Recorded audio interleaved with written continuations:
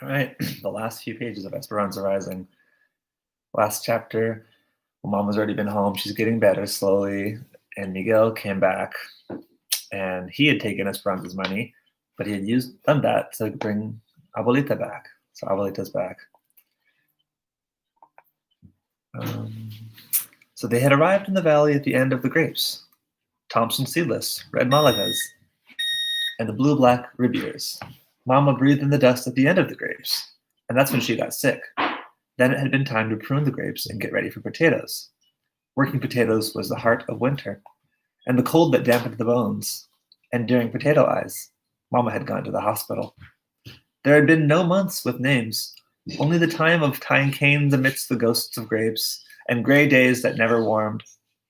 But afterward came the anticipation of spring and a valley pregnant with needs. Graceful asparagus, ripening vineyards, and groaning trees. Then early peaches called. Crickets in the fields started their nightly symphonies, and Mama came home. Abuelita arrived during plums, and now the grapes were delivering another harvest, and Esperanza was turning another year. A few days before her birthday, Esperanza begged Miguel to drive her to the foothills before sunrise. There was something she wanted to do. She woke in the dark and tiptoed from the cabin.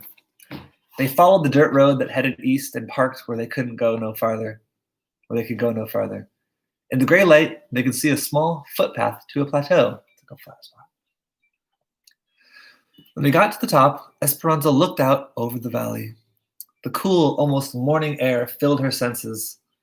Below, she could see her stomach and patted the ground next to her. She lay down on her stomach and patted the ground next to her. Miguel, did you know that if you lie on the ground and stay very still, you can feel the earth's heart beating? He looked at her skeptically. She patted the ground again. Then he lay down as she was, facing her. Will this happen soon, Esperanza? Aguántate tantito y la fruta caerá en tu mano. Wait a little while, and the fruit will fall into your hand. He smiled and nodded. They were still. She watched Miguel watching her, and then she felt it, beginning softly, a gentle thumping, repeating itself. And stronger. She heard it too. Shoom, shoom, shoom. The earth's heartbeat, just like she had felt it that day with Papa. Miguel smiled, and she knew that he felt it too. The sun peeked over the rim of a distant ridge, bursting the dawn onto the waiting fields. She felt its warmth washing over her and turned on her back and faced the sky, staring into the clouds, now tinged with pink and orange. As the sun rose, Esperanza began to feel as if she rose with it, floating again, like that day on the mountain when she first arrived in the valley. She closed her eyes, and this time she did not careen out of control. Instead, she glided above the earth, unafraid. She let herself be lifted into the sky, and she knew that she would not slip away.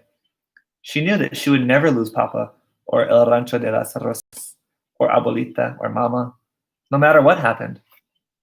It was as Carmen, the egg woman, had said on the train. She had her family, a garden full of roses, her faith, and the memories of those who had gone before her. But now she had even more than that, and it carried her up on the wings of the phoenix. She soared with the anticipation of dreams she never knew she could have, of learning English, of supporting her family, of someday buying a tiny house. Miguel had been right about never giving up, and she had been right too, about rising above those who held them down. She hovered high above the valley, its basin surrounded by the mountains. She swooped over Papa's rose blooms, buoyed by rose hips that remembered all the beauty they had seen. She waved at Isabel and Abuelita, walking barefoot in the vineyards, wearing grapevine wreaths in their hair. She saw Mama sitting on a blanket, a cacophony of color that covered an acre and zigzag rows. She saw Marta and her mother walking in an almond grove, holding hands. Then she flew over a river, a thrusting torrent that cut through the mountains. And there, in the middle of the wilderness, was a girl in a blue silk dress and a boy with his hair slicked down, eating mangoes on a stick, carved to look like exotic flowers, sitting on a grassy bank on the same side of the river. Esperanza reached for Miguel's hand and found it, and even though her mind was soaring to infinite possibilities, his touch held her heart to the earth. These are the morning songs which King David used to sing to all the pretty girls. We sing them to you here. Awake, my beloved, awake. See, it is already dawn. The birds are already singing, the moon has already gone. On the morning of her birthday, Esperanza heard the voices coming from outside her window. She could pick out Miguel's, Alfonso, and Juan's. She sat up in bed and listened and smiled. Esperanza lifted the curtain. Isabel came over to her bed and looked out with her, clutching her doll. They both blew kisses to the man who sang the birthday song. Then Esperanza waved them inside. Not to open gifts, but because she could already smell coffee coming from the kitchen. They gathered for breakfast. Mama and Abuelita, Hortensia and Alfonso, Josefina and Juan, the babies and Isabel. Irene and Melina came too, with their family. And Miguel. It wasn't exactly like the birthdays of her past, but it would still be a celebration under the mulberry and chinaberry trees, with newborn rosebuds from Papa's garden. Although there were no papayas, there was cantaloupe, lime, and coconut salad, and machaca burritos topped with lots of laughter and teasing. At the end of the meal, Josefina brought out a flan de almendras, Esperanza's favorite, and they sang the birthday song to her again. Isabel sat next to Abuelita at the wooden table.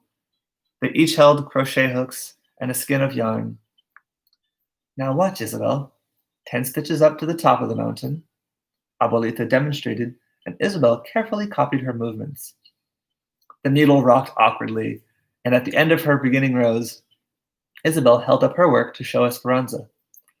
Mine's all crooked. Esperanza smiled and reached over and gently pulled the yarn, unraveling the uneven stitches. Then she looked into Isabel's trusting eyes and said, "Do not be afraid to start over."